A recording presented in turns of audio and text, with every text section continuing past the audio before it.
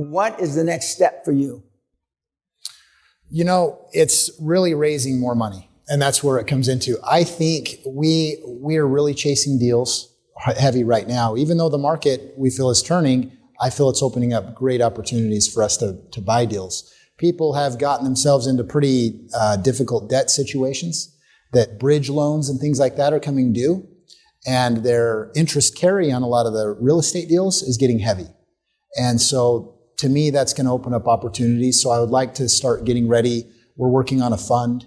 We're working on other sources of money, partnerships, things like that, so that we're really ready to go in and buy. And our advantage is we can control the repair side of things and the rehab side of things pretty much completely in-house. We have an HVAC company. We have an electrical company. We have a plumbing company. We have a lining company. We have a general contracting company. All these things that allow us to have control, and the banks like that. Sure. It's not just some investor coming in to buy an apartment complex. We're coming in with our team and control. And so a big thing, you alluded to Marcus experiencing that as well. I've experienced when I've gotten into a property and I got subcontractors involved and they didn't show or they're not on time. And then it throws the entire schedule off. That gets very costly. And banks understand that. So for us to have that advantage is really helpful for us. That may require us continuing to ramp up the construction side as well to handle the volume that we will be handling. But that's our advantage. And so I think the seminar, what it really showed me is opening up that there is money out there. And really the big deals are actually easier to fund than the small deals. The small deals are hard.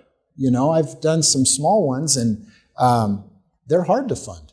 The big deals, the banks like because they get a lot of money out there, but it's also they feel more protected because this is a real asset, and that was really eye-opening for me and exciting for me. There's in one of the webinars, Simon Bell, this a few years ago, he was pitching this guy in, I think, Singapore or something. And after an hour and 10 minutes, Simon thought he was pitching them for $5 million. The guy that was the investment group thought he was pitching them for $50 million. And they said yes to $50 million. And so Simon kept his mouth shut for once in his life. And he said, well, that taught me a big lesson. One, as Peña says, is rather be lucky than smart. Okay. And, ask for, tons of money. Right now we have two Muslim developers that have been through the seminars from down south in England. And they asked me if it was all right to name a street after me, Peña Way or whatever. And the local council members said that because I never lived there, I don't own anything there, they disapproved it.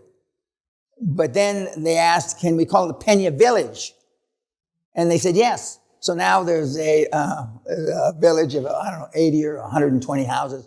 And it'll be completed sometime next year. It's going to say Peña Village. And my Muslim brothers, in fact, Sally just talked to one of them the other day. And so I'm going to go down there for the grand opening.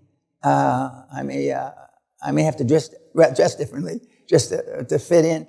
But they're saying the construction, same thing as you're saying. They own all the rigmarole. Okay? They own all the rigmarole.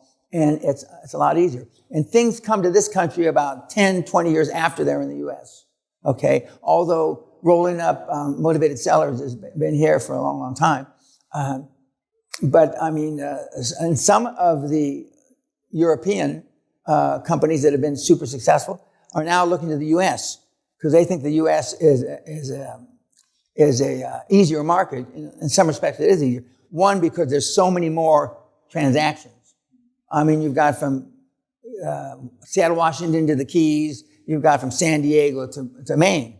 There's just tons and tons. And now with the internet, the advent of the internet, it's easier to manage, although I still believe in face-to-face contact. But it's easier to manage these things. But it all gets around. You can't do it by yourself. It's a team. It's a team effort. So, you put enough of the jigsaw puzzles together to create an ongoing team. And because you can't do that much business. unless you just pay cash. Okay, if you're Bill Gates, you can just pay cash. Okay, but other than that, you've got to have a lot of really good people around you, and apparently you do. Yeah.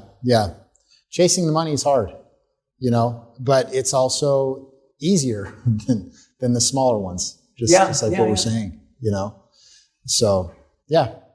When I was doing what you're doing, I mean, then, of course, I was the only American in Britain doing this, and normally you start out with small deals, slightly bigger, and I went to do humongous deals from the get-go, and I used to say, I still remember sitting in several banks, I'm an American, you can call me anything, just give me the money.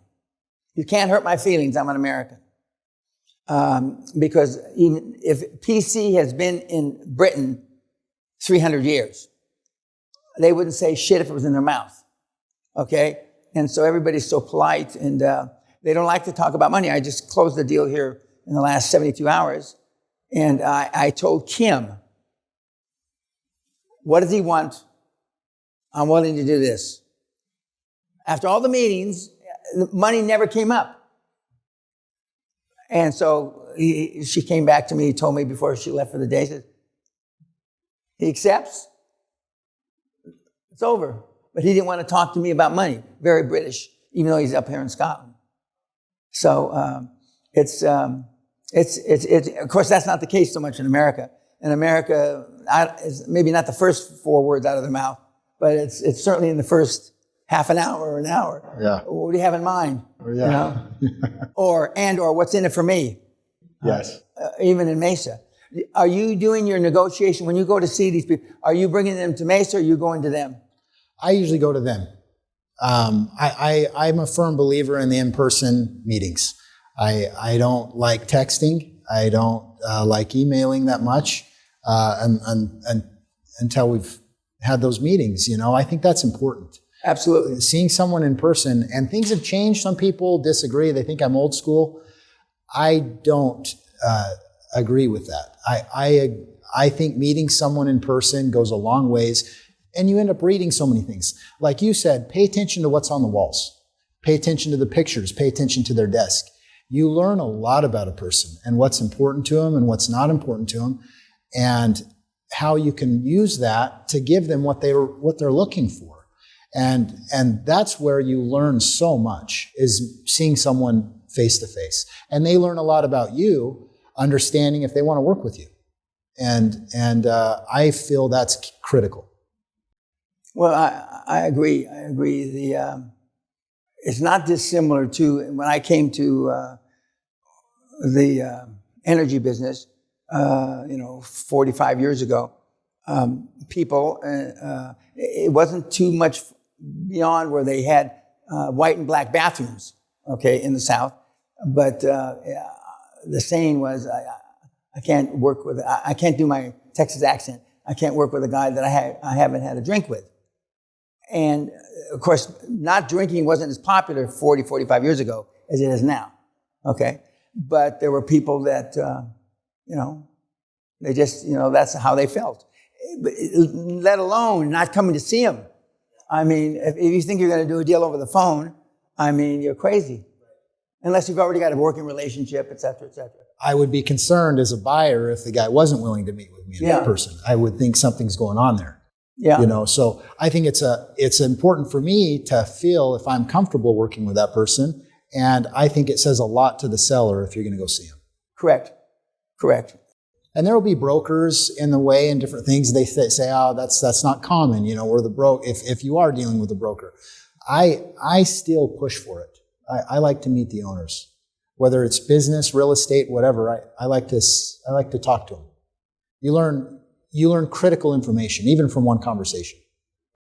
And normally the group or the person that has the most info wins. Yeah. Not always, but normally the most info wins. And as I've said, when Jack Welch, God rest his soul, the former CEO of General Electric, said he would try to be the least smart guy in the room, that's horseshit. But anyway, he had a PhD from MIT in chemistry, chemical engineering. But I mean, I was always, because I was normally the youngest. It's hard to believe I used to be the youngest in the room by 10, 20 years, but I was always the best prepared. I mean, and this is before the internet and then and the burgeoning at the beginning of the internet. I was always the most prepared. And it paid off. And it paid off. And like you, my first big deal, which was on my 39th birthday, when I took nothing public, I took an option public. And then that, like dominoes, big deal after big deal, government after government. And when you get used to doing big deals, I'm not saying that it becomes boring, but there are good deals, small deals. Yeah, but they're not as impactful. They don't impact the top line, and they don't impact the EBITDA line. And so sometimes we ignore them. And I'd be first to say I probably missed 20, 30 deals I should have done, but that's bullshit. I'm not gonna do it. You start getting spoiled. Exactly. You get satiated. Now, I'm almost afraid to ask you this. Now, I went to a plane part of my life where I had planes, okay? And when I buy a company, I keep the plane. This is what in my mind. I'll keep the plane 6 months, and then we'll get rid of it. So at one time, I had 3 planes because I violated my rules of 6 months. Okay, so I wound up with 3. And then I went through my yacht period, okay? But the yacht, I only was on one time in my life. It was easier to get rid of the yacht than the planes. But it's crazy things. We've got kids that I've talked about in a seminar that buy $1 million sports cars. And I saw your new car in the license plate. You're going to see that slide tomorrow. And there's stages that you go through. And I tell the young kids, you're a kid, but I mean 20-year-olds, that you didn't get better looking because you have $50 million now, that the girls pay more attention to you. You didn't get better looking. You're not better at sex now as that you got that money. None of the young kids want to believe that. They all think that they're all of a sudden Brad Pitt or somebody, And so I've seen all these cycles of the kids. And so it's tough to make the money. It's tougher to keep it. It's tougher to keep it. But it changes your lives. It changes your kids' lives. Our kids grew up, they were embarrassed to be brought to their high-ranking, expensive private school in a limo. So the limo guy used to park 5 or 6 or 7 blocks away. And we had the longest limo in Texas, which is saying something. And then he would follow them to school on foot to make sure they got to school, but the kids were embarrassed. They liked playing in the limo, and they weren't embarrassed about the planes, though. They weren't, there's a difference, because nobody could see them, I guess. But I mean, you're just beginning, and I'm thrilled for you and your wife and your family. But it's only just begun. I mean, there's several subsequent levels, and the difference between, and again, not being braggadocious, the difference between, being worth 500 million and $1.5 billion really isn't any different. Okay, but you can do, and Sally and I have been involved in charities a long time, and so we give a lot of money away, and we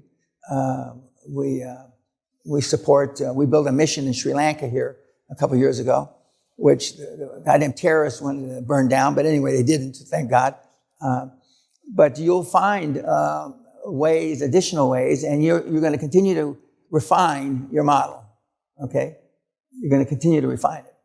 Because even though it was tough this last year, it wasn't that tough. Yeah. And you've all already said the 2 or 3 deals that got away that you feel bad about. I still think there's a lot of refining. Oh yeah, there is a lot of refining. So it looks pretty sometimes, but when we're sitting in the chair, and when you called me I thought you were calling to rip my butt that I hadn't done enough, because I felt like, man, I'm trying hard, and I feel like I'm not making as much progress as I want to. That's what it feels like. You should always be that way. You should always feel that you left stuff on the table. Yeah. Okay. And but you've got right now, and hopefully until they put dirt on you or cremate you, whatever your choice is, that you still feel that hunger, fire in the belly. The fire in the belly is hard to keep.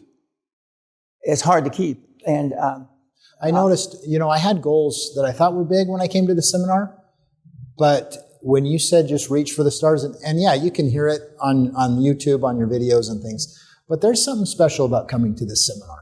And I truly believe that. And my goals, I 10 times what they were. And I think there's a lot to be said for that in every aspect of our lives. I know when I set big goals out there, your perspective on life changes. Absolutely. I'm happier. I'm excited. And people can make fun of what my goals were. I really don't care. They might make fun of what I do or say that I'm doing it wrong. I really don't care because I enjoy what I do. I've got my goals and I'm happy. And I think there's a lot to be said by setting big goals with things you're passionate about, personally, family, everything, and then shooting for it, just like you said. And again, it's just my gratitude for you is tremendous. It's my whole perspective on life is different, and it should, and it will continue. I think it's even more than money. I was asked recently if I was happy. I said no. I'm not happy because I didn't think it would take me 27 years, almost 27 years, to create $1 trillion. I thought it was a 5 to 10 year project, not 26 years. But I underestimated geometrically the emotional bank accounts, or the lack thereof, emotional bank accounts. I also underestimated the ties families have into the kids. Yeah. Okay. I grossly underestimated that. And one of the reasons I'm off on a political bent now, because I know that I can make a big difference. Especially if you don't need anybody's money and you're not concerned about the collateral damage, as long as you're not hurting anybody on purpose. And a lot of people have problems with the QLA model because it's not a model to piss everybody off, as some people say. It's not a model to piss. It's a model for you to fulfill your dreams and goals, and then hopefully do something with that money that's positive in life. And most people do it. I get ancillary credit for it. NEOM is a pretty big goal. Yeah. Okay, Klaus Kleinfeld, God bless him. But that's that's a goal that's going to be in 100 years. Okay, he'll be long dead, and I'll be long dead, and we'll all be long dead. But if they come up with a pill or an injection or an operation to make you live longer, I'm number one in line. I have enough money, touch wood, I have enough money to do that. But listen, is there any last message you'd like to give to the meatheads? I think QLA, I'm a firm believer in it. I follow it like a religion. I'm excited for our businesses. I'm excited for our family, for my life. I'm so grateful for Mr. Peña. I highly encourage anyone to take bigger steps in their life with making bigger goals. We all have our struggles. We all have our things that we need to work through. And it's helped me work through a lot in my life. And I'm very grateful for it. I've got big goals, and I'm just so excited about life and about everything else. Well, thank you very much for coming. And I know the kids are going to grill you tonight and yourself, because they want to know, they want me to do a seminar. They want Sally to do a seminar for the significant others, okay, which she's not going to do. But thank you very much, and good luck to you. And we'll see you tonight. Thank you.